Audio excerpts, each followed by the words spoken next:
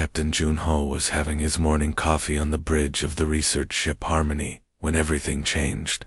The ship's communication system suddenly crackled to life with a desperate message from space. The voice was strange and musical. Not human at all. Mina, the ship's engineer, quickly ran to her computer station. Her hands moved fast across the controls as she worked to understand the alien message. As the translation appeared on her screen, her face went white with shock. She couldn't believe what she was reading. "Captain, you need to see this," Mina called out, her voice shaking slightly. The message was from a peaceful alien race called the Rylands. They lived on beautiful planets far away from Earth, in the quiet outer parts of the galaxy. These aliens had never hurt anyone and spent their time creating art and music. But now, something terrible was happening to them. Ancient war machines, called harvesters, had woken up after sleeping for thousands of years. Nobody knew who built these machines, or why they were made. The harvesters were like giant metal monsters that ate everything in their path. They consumed entire cities, turning them into gray dust in just a few hours. The Ryland colonies were dying one by one. Each planet that fell silent meant millions of innocent lives lost. The aliens were begging anyone in the galaxy to help them. Their beautiful songs had turned into cries of fear and desperation. Doyen, the ship's security officer, walked over to join them. He had been listening to military communications on his radio. His expression was grim as he delivered bad news to the captain. "Sir, the Galactic Council got this same message 3 days ago," Doyen reported. "They've been arguing about what to do ever since. Every major military force in the galaxy has refused to help. They're all saying it's impossible to win against the harvesters." Junho looked at the holographic star map floating above the bridge. Red dots showed where Ryland colonies used to be. Many of those dots were now gray, meaning those worlds were already dead. The remaining blue dots were getting fewer each day. The Harmony was just a small research vessel with 12 crew members. They were scientists, not soldiers. They had equipment for studying plants and rocks, not fighting ancient war machines. Their ship didn't even have real weapons, just basic defense systems. But as Junho watched those blue dots slowly turning gray on the map, he realized something important. The Harmony might be small and weak, but they were the only ship close enough to reach the Ryland colonies in time. Every minute they waited meant more innocent aliens would die. The captain thought about his crew. They were good people who had signed up to explore the universe and make discoveries. None of them had ever been in a real fight. But they were human, and humans had something special that other species often didn't understand. Humans never gave up, even when the odds were impossible. Dr. Soman gathered all 12 crew members in the ship's small meeting room. The space was barely big enough for everyone to sit, with some people standing against the walls. She connected her tablet to the main screen and began showing them the horrifying data about their enemy. The harvesters were unlike anything the galaxy had ever seen before. These machines could make copies of themselves using whatever they consumed. When they ate a building, they used the metal to build more harvesters. When they consumed living creatures, they used the organic matter for fuel. It was like a disease that grew stronger with every meal. "Look at this," Salmon said, pointing to the screen. "One harvester becomes 2 within hours. 2 becomes 4. 4 becomes 8. The growth is unstoppable once it starts." The room fell silent as everyone stared at the numbers. In just 1 week, a single harvester could multiply into thousands. No wonder the galactic military forces were afraid to fight them. Traditional weapons and tactics meant nothing against an enemy that grew stronger from every attack. Hyun Woo, who handled all the ship's communications, shifted nervously in his chair. He was a quiet young man who preferred working with radio signals rather than people. His voice was barely above a whisper when he spoke. "We're just a research ship," he said, looking around at his crewmates. "We study alien plants and take pictures of distant stars. What can we possibly do against machines that defeated entire battle fleets? The question hung in the air like a heavy cloud. Everyone knew Hyunwoo was right. The Harmony had no weapons, no armor, no military training. They were scientists with curiosity and determination, but was that enough against an enemy that had terrified the entire galaxy? Navigation Officer Yunbi had been sitting quietly in the corner, thinking about her family back on Earth. She remembered her grandfather, who had lived through difficult times when she was little. He always had wise sayings that helped her through tough situations. My grandfather always told me something when I was scared, Yunbi said softly, her voice growing stronger as she continued. He said that sometimes the smallest stone, when placed in exactly the right spot, can redirect the mightiest river. Captain Junho looked around the room at his crew. These were good people who had chosen to spend their lives exploring the unknown reaches of space. They came from different backgrounds and had different skills, but they all shared something important. They were human. Humans had a strange relationship with impossible situations. Throughout history, when faced with overwhelming odds, humans had a habit of doing the unexpected. They didn't always win, but they never stopped trying. I want everyone to understand what we're considering, Junho said seriously. This isn't our job. Nobody would blame us for turning around and going home. Anyone who wants to transfer to the nearest space station can do so. There's no shame in choosing safety over suicide. He paused and looked each person in the eye. But if we don't help, those innocent aliens will die, and we might be their only hope. The room remained completely quiet for a long moment. Then something remarkable happened. Nobody moved toward the door. Nobody asked to leave. One by one, the crew members nodded their heads, accepting the dangerous mission ahead. When the Harmony finally reached Rilla Prime, the sight that greeted them was beyond horrifying. Jiho, their skilled pilot, brought the ship out of hyperspace, and immediately gasped at what appeared on the main screen. Half of the beautiful planet below them was gone, not destroyed in the usual sense, but transformed into something nightmarish. Geometric metal structures had grown across the surface like a disease. These weren't buildings or cities, but twisted metal growths that pulsed with an alien energy. It looked like the planet itself had cancer, made of steel and wire. Dear God, whispered Jiho, as he maneuvered the ship carefully through the debris floating in space. What used to be magnificent orbital stations and spaceports were now just scattered chunks of metal drifting aimlessly. The Rylans had built beautiful crystalline structures that sparkled in the sunlight, but now they were nothing but broken pieces. As they flew closer to the planet's surface, they could see the harvesters themselves. These machines were massive, each one as big as a city building back on Earth. They moved slowly but relentlessly across the landscape, leaving nothing but metallic devastation in their wake. The machines looked like giant metal spiders with countless arms that grabbed and consumed everything they touched. Jiho's hands were steady on the controls as he navigated through the dangerous debris field. His years of experience flying through asteroid belts and solar storms had prepared him for this moment. He found a safe path down to the planet's surface, following a weak emergency signal that Hyunwoo had detected. The signal led them to a hidden, underground facility that the harvesters hadn't found yet. When the human crew entered the shelter, they encountered their first living Rylans. These aliens were unlike anything they had ever seen before. The Rylans were tall and elegant, standing nearly 8 feet high. Their bodies were made of what looked like living crystal that changed colors based on their emotions. Instead of 2 arms like humans, they had 4 graceful limbs that moved like dancers.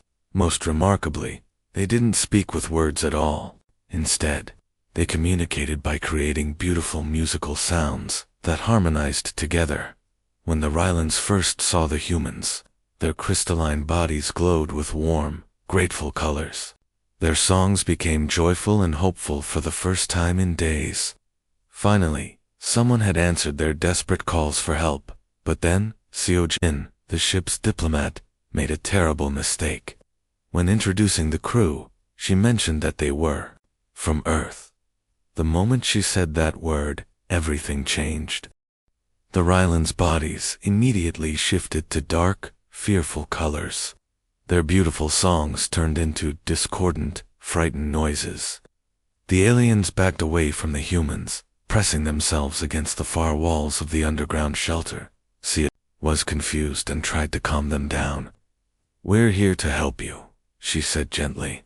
"We received your distress call and came as quickly as we could." But the Rylands only became more afraid. Through their musical language, they began sharing stories that chilled the humans to their core. Earth was famous throughout this part of the galaxy, but not in a good way. Other alien species called it the Death World, a planet so dangerous and violent that it had created the most terrifying creatures in the known universe. According to galactic legends, Earth was a world where evolution had gone completely insane. Every single species on the planet was constantly fighting for survival. The weather tried to kill everything with storms, floods, and freezing cold. Poisonous creatures lurked everywhere. Natural disasters struck regularly. And somehow, in this hellish environment, humans had not just survived, but thrived. Now the Rylands faced a terrible choice: trust the legendary monsters from the Death World, or face the approaching harvesters alone, deep in the underground bunker. Taeon sat hunched over a collection of damaged computer cores that the Rylands had salvaged from destroyed harvester machines. The cores were twisted pieces of alien technology that still pulsed with a faint electronic heartbeat. Working alongside tall, crystalline Rylan technicians, he carefully connected the cores to their computer systems. The Rylands communicated through musical tones, but they had learned to use translation devices to speak with humans.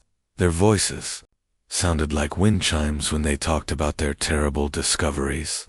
"These machines are not random in their destruction," one Rylan technician sang sadly. "They follow specific patterns that we have been trying to understand for days." Taeon nodded as he studied the data flowing across multiple screens. The information was disturbing, but also revealing. The harvesters didn't just wander around eating everything they found. Instead, they moved in careful, expanding circles across each planet's surface. They consumed the most valuable resources first, then used those materials to build more of themselves before moving outward. "Look at this," Taeon said, pointing to a map showing the machine's movement patterns. "They're incredibly systematic. Each group of harvesters takes a specific area and strips it completely clean before moving to the next zone." Yuna, their systems analyst, had been working on a different problem. She was trying to understand how the harvesters communicated with each other. Her computer skills had helped them break into many alien systems before, and now she was applying those talents to enemy technology. After hours of careful work, Yuna made a breakthrough that changed everything. "Captain, you need to see this immediately," she called out excitedly. Her fingers flew across the keyboard as she brought up new information on the main screen. "I've been analyzing the communication signals between different harvester groups." The data she showed them was complex, but the implications were simple and important. The harvesters weren't just individual machines working together. They had a sophisticated command structure, almost like a military organization. "They're not mindless devourers, like we thought," Yuna explained. "There's a clear hierarchy here. Small harvesters report to medium ones. Medium ones report to large ones. And somewhere at the top of this chain, there's a central command node that controls everything." The Rylands in the room began singing mournful songs when they heard this news. Their crystalline bodies shifted to deep blue colors that indicated sadness and despair. Through their translators, they shared stories that broke the humans' hearts. "Many species have discovered this same thing," the lead Rylan technician explained. "The Corvani Empire sent their best warriors to destroy the command centers. The Zeltharian Defense Force tried bombing runs with their most powerful weapons, the peaceful Morvian Confederation even attempted cyber attacks using their advanced technology. The Ryland's voice became even sadder as he continued. All of them failed. The central command nodes are too well defended. The harvesters protect their leaders with layers upon layers of guardian machines. Every conventional military approach has ended in complete failure. Captain Junho had been quietly listening to all this information. He studied the tactical displays, showing harvester movements, their hierarchy, and their defensive patterns. Slowly, a smile began to form on his face. "I think I understand the problem," Junho said, his voice growing more confident. "Every species that's fought these machines has approached the problem like civilized beings. They've tried direct assaults, overwhelming firepower, and frontal attacks." He turned to look at his crew, and his smile became wider. "But we're not from a civilized world. We're from a planet that taught us something different. We learned how to hunt." The difference was crucial, and it might just save the galaxy. In the depths of the underground bunker, the human crew began doing something that amazed the Rillan survivors. Instead of building bigger weapons or calling for military reinforcements, they started taking apart their own research equipment and rebuilding it into something completely different. Mina, the ship's engineer, worked alongside Doyan to transform their scientific instruments into improvised weapons. They took apart geological scanners and turned them into electromagnetic pulse generators. They converted atmospheric analyzers into signal jammers. Even their food processors were stripped down and rebuilt as explosive devices. "The beauty of human engineering," Mina explained to a fascinated Rillan technician, "is that we never build something for just one purpose. Everything on a human ship can be turned into a weapon if you're creative enough." Meanwhile, Dr. Soman was doing something that no galactic military had ever thought to try. Instead of studying the harvesters' technology, she was studying their behavior like they were wild animals. She watched hours of surveillance footage, taking notes on how the machines moved and reacted to different situations. "Look at this pattern," Soman said, pointing to her tablet screen. "The harvesters always approach targets from the most efficient angle. They calculate the shortest path and take it every single time. There's no variation, no creativity, no instinct." This discovery was incredibly important. The machines were perfectly logical, which meant they were also perfectly predictable. They made optimal choices based on mathematical calculations, but they couldn't adapt to truly irrational or unexpected tactics. For humans, who had spent millions of years learning to hunt clever prey and avoid dangerous predators, this mechanical predictability was like a gift. Haiyan Wu, their communications expert, had been busy with his own project. He was taking apart the ship's navigation computers and rebuilding them into communication scramblers. These devices could jam the signals between harvester groups, cutting off their ability to coordinate attacks. "If we can isolate small groups of harvesters from the main network," Haiyan Wu explained, "they'll have to rely on their individual programming instead of the collective intelligence." Yunbi spent her time creating detailed maps of the mechanical maze that now covered the planet's surface. The harvesters had built their metallic growths in specific patterns, creating corridors and pathways between their different facilities. By studying these patterns, she could plot safe routes for human strike teams to move through enemy territory undetected. Chiho worked on modifying their shuttle for what he called rapid insertion and extraction. He stripped out all the passenger seats and scientific equipment, replacing them with additional fuel tanks and emergency medical supplies. The shuttle became a fast, agile craft, perfect for quick attacks and even quicker escapes. The first raids were small and careful. Teams of 2 or 3 humans would sneak through the mechanical landscape, plant explosive devices on important harvester facilities, and disappear before the machines could respond. These weren't the massive frontal assaults that other species had attempted. Instead, they were the kind of hit-and-run attacks that Earth's predators had perfected over millions of years. The results were immediately obvious. The harvesters Logical response protocols couldn't handle these unexpected, seemingly random attacks. The machines would send large groups to investigate explosion sites, only to find nothing. They would reinforce areas that had already been hit, while the humans struck somewhere completely different. Seojin had perhaps the most difficult job of all. While her crewmates planned military operations, she worked to gain the trust of the terrified Rilon survivors. The crystalline aliens still feared that the humans might conquer their world after defeating the harvesters. "We're not here to take your planet," Seojin explained patiently to groups of worried Rylans. "Humans have plenty of worlds of our own. We're here because it's the right thing to do." The Rylans had lived in peace for so long that they had forgotten what it meant to fight.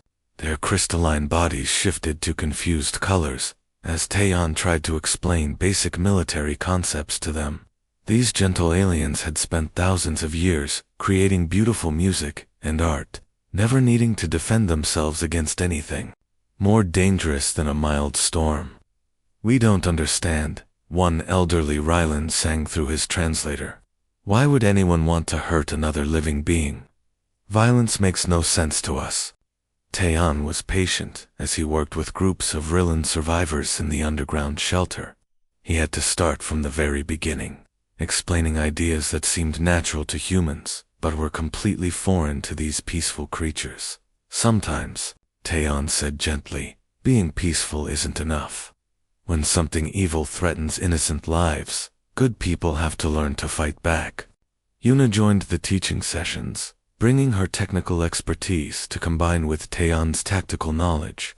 The Rylans were incredibly intelligent when it came to technology and science, but they had never applied that intelligence to warfare. Yuna showed them how to use their advanced understanding of physics and engineering to create weapons and defensive systems. "Your people built amazing technology," Yuna explained to a group of Rylan engineers. "You just never thought about using it to protect yourselves. But we can change that." Dr. Soman took a different approach. She began telling the Rylan stories about Earth's ecosystem, describing how even the gentlest animals could become fierce when their families were threatened. She talked about rabbits that would fight wolves to protect their babies, and deer that would use their antlers against predators. "On our world," Soman explained, "we learned that sometimes prey animals have to become predators to survive. It's not about being cruel or violent. It's about protecting the ones you love." This concept was difficult for the Rylans to grasp at first. Their society had been built on harmony and cooperation for so long that the idea of fighting back seemed almost impossible. But slowly, as they watched more of their cities fall to the harvesters, something began to change in their crystalline hearts. The breakthrough came when Doyen started teaching them about traps and ambush tactics. At first, the Rylans were horrified by the sneaky, underhanded nature of guerrilla warfare. But when Doyen explained that these tactics could save innocent lives, they began to listen more carefully. "You don't have to be stronger than your enemy," Doyen explained. "You just have to be smarter and more creative." The real magic happened when the humans discovered what the Rylans could do with sound. These crystalline beings could create and manipulate sonic frequencies in ways that amazed the human crew. What had always been used for music and communication could become something much more powerful. "Watch this," one young Rylan demonstrated, focusing his harmonic abilities on a piece of harvester wreckage. The metal began to vibrate at a specific frequency until it literally shook itself apart. Doyen's eyes went wide with excitement. "Do you realize what this means? You can destroy harvester machines without even getting close to them." Working together, the humans and Rylans began developing new tactics that combined Earth's predatory instincts with Rylan technological abilities. They created sound-based weapons that could disable harvester communications. They learned to use harmonic frequencies to interfere with the machines, sensors, and navigation systems. The Rylans discovered that they could work together to create massive sonic disruptions that confused entire groups of harvesters. By combining their voices in specific patterns, they could make the machines malfunction or even turn against each other. Soon, the underground resistance began launching coordinated attacks against harvester facilities.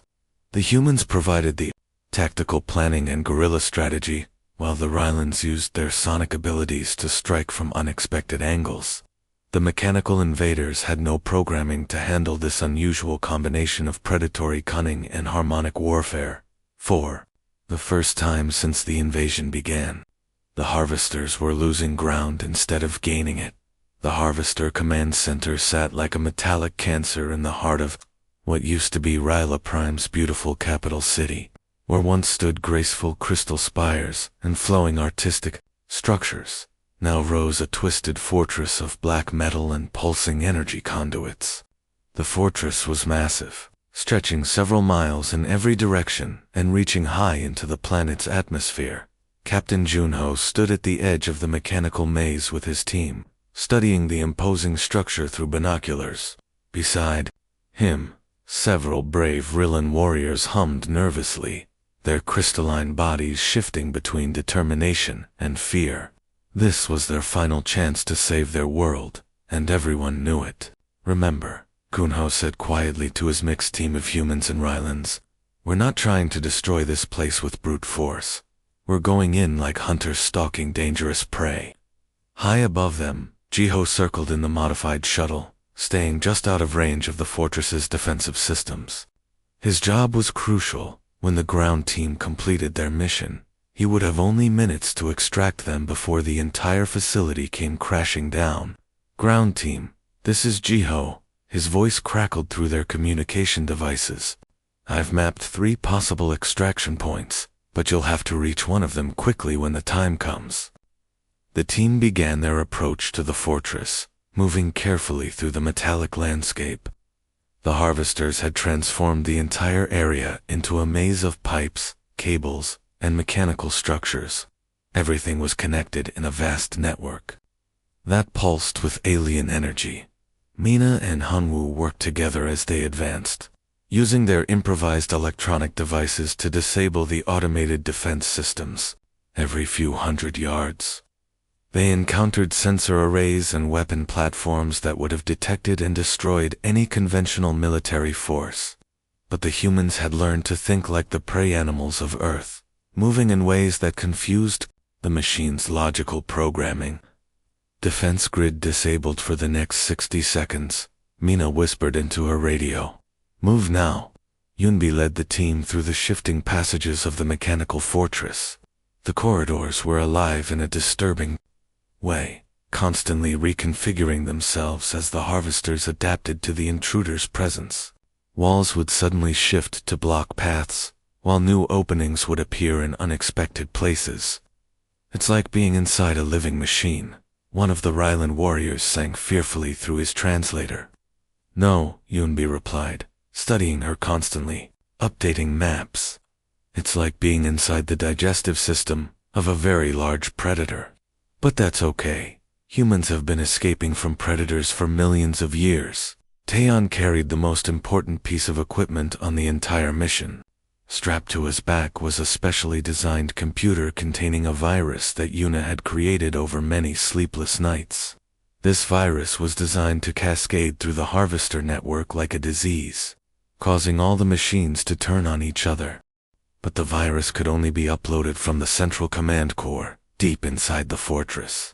No remote transmission would work. They had to physically reach the heart of the enemy stronghold. As they went deeper into the facility, the defensive systems became more aggressive and deadly. Laser barriers appeared without warning, trying to slice the intruders into pieces. Mechanical spider-like guardians emerged from hidden alcoves, their metal claws sparking with electricity. The passages filled with poisonous gases that would have killed most alien species in minutes. Energy fields crackled through the air, designed to overload the nervous systems of any living creature. This would stop any normal military force, Junho observed as he led his team through a corridor filled with spinning blade traps. But humans weren't normal, and they certainly weren't like other military forces. They had evolved on a world where Survival meant dealing with constant deadly threats, poisonous plants, predatory animals, extreme weather, natural disasters. Earth had prepared its children for exactly this kind of hostile environment. The team pressed forward, getting closer to their target with each dangerous step. The central command chamber was unlike anything the team had ever seen. The room was enormous, with walls that stretched up into darkness above them. In the center stood the Harvester Prime, a massive artificial intelligence that looked like a twisted combination of computer and living creature. Cables and organic-looking tubes connected it to thousands of screens and control panels that monitored Harvester operations across the galaxy. Dr. Soman and Seojin were the first to enter the chamber. Their weapons ready, but their scientific minds amazed by what they were seeing. The Harvester Prime noticed them immediately, its multiple sensors focusing on the small group of intruders. When the machine spoke, its voice came from speakers throughout the chamber. The sound was cold and mechanical, but somehow also intelligent and calculating. "Humans," the Harvester Prime said, its voice echoing off the metallic walls. "I have studied your species during our brief conflict. You are more resourceful than the other organics we have encountered."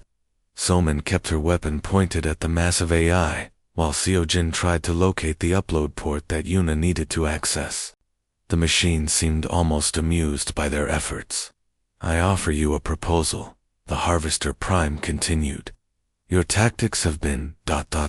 interesting. Instead of fighting us further, why not join us? I can provide your species with entire star systems to consume. Think of the resources, the power, the expansion possibilities." Seojin laughed, but there was no humor in the sound. "You're offering to let us become monsters like you? No, thank you." Meanwhile, Doyen had taken position near the chamber entrance with 3 brave Rillan warriors. Their job was to hold off any mechanical guardians that tried to stop the mission. The crystalline aliens were nervous but determined, their bodies glowing with fierce colors that showed their commitment to saving their world. "Contact," Doyen shouted as spider-like guardian robots began pouring into the chamber from hidden passages. The machines moved with deadly precision, their metal claws crackling with electrical energy. The Rillan warriors began singing in harmony, creating sonic frequencies that disrupted the Guardians' sensors and communication systems. Several of the mechanical creatures stumbled and crashed into each other. Confused by the harmonic interference, Doyan moved between the Guardians with practiced efficiency, using his improvised weapons to disable their critical systems. Each robot that fell bought Yuna precious seconds to complete her work. Yuna had found the main computer interface and was working frantically to upload her virus into the Harvester network. Her fingers flew across the alien control panels, adapting human-computer protocols to work with the enemy's technology. "Almost there," she called out, sweat beading on her forehead despite the cool chamber temperature. "I need 30 more seconds." The Harvester Prime realized what was happening and began deploying increasingly desperate countermeasures. The chamber, filled with poisonous gas that would have killed most alien species in minutes. Laser beams swept across the room, trying to cut down the intruders. The floor became electrified, sending painful shocks through anyone touching it. But the humans treated each deadly attack like just another challenge to overcome. They had grown up on a world where the weather could kill them, where poisonous creatures lurked everywhere, where natural disasters struck without warning. This mechanical death trap was dangerous, but it wasn't worse than an earth thunderstorm or a hungry predator. Soman used her scientific knowledge to identify safe pockets of air where the poisonous gas was less concentrated. Seojin found patterns in the laser sweeps and guided the team through safe passages. Doyan continued, fighting guardian robots, even while electricity coursed through his body. "Upload at 90%. Yuna shouted over the noise of battle. Captain Junho realized that the final connection needed to be made manually. The upload port was located in the most dangerous part of the chamber, directly beneath the Harvester Prime's main sensors. As Mechanical guardians closed in from all sides. He sprinted across the electrified floor and made the final connection. The virus spread through the harvester network like wildfire. Within seconds, the screens around the chamber began showing chaos as harvester machines across the planet turned on each other. The collective intelligence that had coordinated their attacks for millennia suddenly fractured into competing fragments. The Deathworlders had won by doing what they did best, refusing to give up when everything was trying to kill them. Across the planet's surface, the massive harvester machines began tearing each other apart. The virus that Una had created was working perfectly, spreading through their network like a digital wildfire. Machines that had worked together for thousands of years suddenly saw each other as enemies. Giant metal spiders attacked their own command centers. Flying drones crashed into ground-based units. The mechanical army that had seemed unstoppable was destroying itself. In the underground shelters, Rillan survivors watched the chaos through their monitoring systems. Their crystalline bodies began glowing with colors that hadn't been seen since. The invasion started, bright yellows and warm oranges that meant joy and hope. The Rylans began singing together, their voices creating beautiful harmonies that filled the underground chambers. But these weren't the same peaceful melodies they had sung before the war. These new songs contained something different, a strength and determination that their species had forgotten they possessed. We learned something important from the humans, one elderly Rillan sang to his people. Sometimes, to protect what is good and beautiful, we must be willing to fight against what is evil and destructive. As the last of the harvesters fell silent, Captain Junho and his crew emerged from the command center. They were exhausted, injured, and covered in metallic dust, but they were alive. More importantly, they had saved an entire civilization from extinction. Taeon immediately began working with Rillan engineers to build better defense systems for their world. The peaceful aliens had never needed military technology before, but now they understood its importance. Together, they designed early warning systems and protective barriers that would detect any future mechanical threats before they could gain a foothold. Your people are quick learners, Taeon told the lead Rillan engineer. With the right preparation, you'll never be caught off guard like this again. Dr. Soman had a different but equally important mission. She began documenting everything they had learned about fighting the harvesters, creating detailed protocols that could be shared with other peaceful species throughout the galaxy. The next time ancient war machines awakened, civilized worlds would be better prepared. The key, Soman explained to groups of Rillan scientists, is understanding that sometimes survival requires temporarily setting aside civilization's gentler aspects. It's not about becoming violent or cruel. It's about being willing to protect innocent lives. As the research vessel Harmony prepared to leave Rilla Prime, something remarkable happened. Thousands of Rillan survivors gathered at the departure site, their bodies glowing with grateful colors as they sang farewell songs for their human rescuers. But these weren't songs of gratitude alone. They were songs of understanding. For the first time, the Rylans truly comprehended why humans were called Deathworlders throughout this region of the galaxy. It wasn't because Earth had been cruel to its children, or because humans enjoyed violence and destruction. It was because their home planet had taught them something that peaceful worlds couldn't learn: how to look directly at death and refuse to surrender. Earth had raised its children in an environment where giving up meant extinction.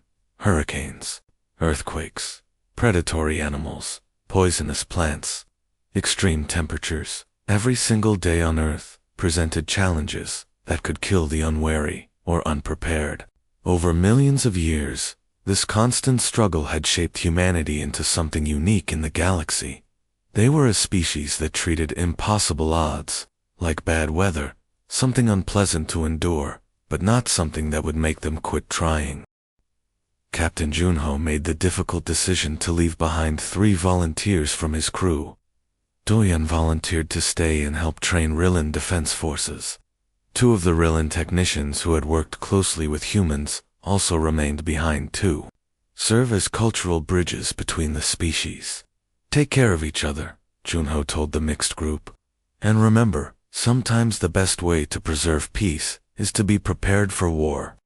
As the Harmony departed from Rilla Prime, the remaining crew members looked back at the planet they had saved. To them, what they had accomplished wasn't particularly heroic or extraordinary. They had simply done what any decent neighbors would do when someone asked for help. But throughout the galaxy, the story of the small research ship that defeated an ancient mechanical plague would become legend. Other peaceful species would learn that when the darkness came calling, there were stubborn beings from a blue world who would answer with courage, ingenuity, and an absolute refusal to accept defeat.